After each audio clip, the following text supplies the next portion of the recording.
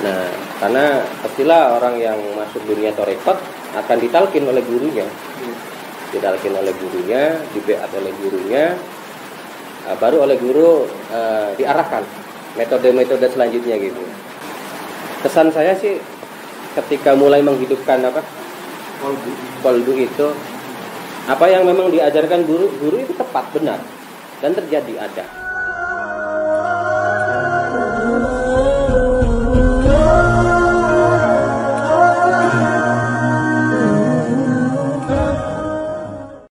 Selanjutnya begini, Kang Agus, dari perjalanan menjadi musafir hingga bertapa itu pelajaran yang paling penting sebenarnya gimana, Kang, dalam fase sengsara? Mungkin kan juga nggak banyak uang saku juga ya waktu itu ya. Iya. Apa itu, Kang? Iya. Kalau sebelum masuk gua sih saya tuh banyak yang ngasih makanan kan. Oh gitu. Iya, jadi ketika saya jalan, penduduk saja udah suruh mampir gitu. Malah saya pernah nginep di penduduk 3 hari. Ya mandi, ya makan. Malah saya ketika melanjutkan lagi dikasih sangu, Mas. Oh gitu. Jadi begini, kalau rohani sendiri ya terus terang saja ya. Katakanlah saya itu waktu itu 14 tahun ya. 14 tahun gitu. 14 tahun mau menginjak 15 ya. Nah, dari awal pertama saya di Gunung Jati itu ya, saya kan disuruh sama guru untuk menghidupkan kolbu, menghidupkan apa? Hati ya.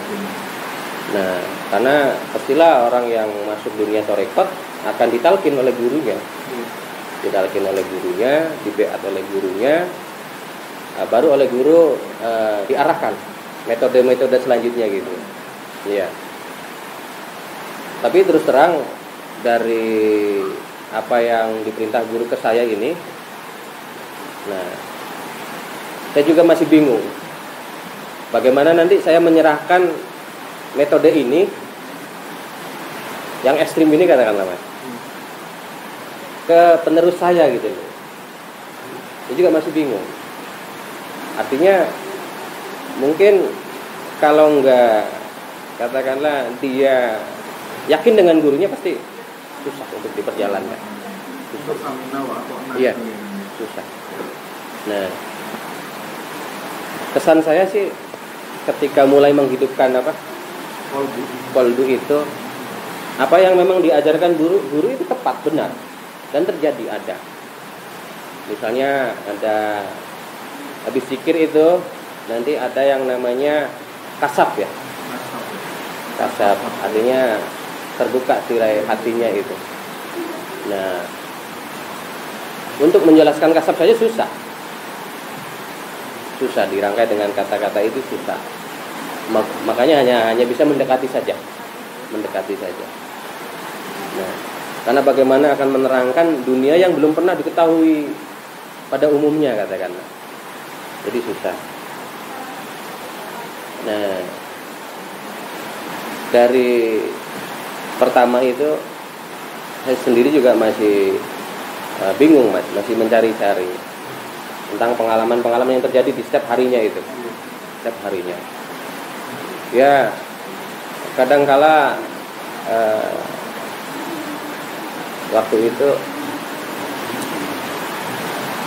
saya seperti apa katakanlah, seperti tidak berada di situ gitu.